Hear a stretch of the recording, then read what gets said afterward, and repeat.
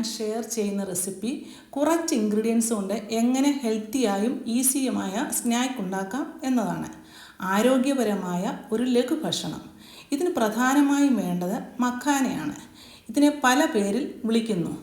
Fox നട്ട് എന്നും Uriel ഫെറോക്സ് എന്നും lotus seed എന്നും പറയുന്നുണ്ട്.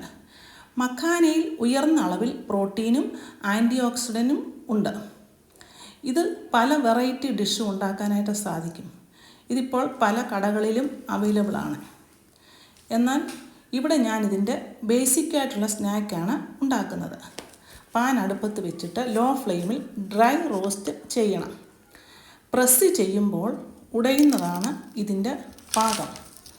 ഈ പരുവത്തിൽ ഒരു സ്പൂൺ നെയ്യൊഴിച്ച് കുറച്ച് ഉപ്പ്, മഞ്ഞൾപ്പൊടി, ചാറ്റ് മസാല, ആവശ്യമെങ്കിൽ മുളക് പൊടി കൂടെ ചേർത്ത് ഗ്യാസ് ഓഫ് ചെയ്ത് ഉപയോഗിക്കാം.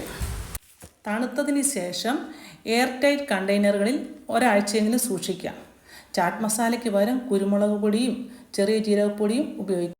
ഈ ബേസിക് സ്നാക്ക് ഏതെങ്കിലും മസാലക്കറിയുടെയോ മുട്ടക്കറിയുടെയോ ഗ്രേവിയിലിട്ടാൽ വെറൈറ്റി ടേസ്റ്റുള്ള മറ്റൊരു ഡിഷാകും. ഇത് ചപ്പാത്തിയുടെ കൂടെയൊക്കെ ഉപയോഗിക്കാൻ നല്ലതാണ്.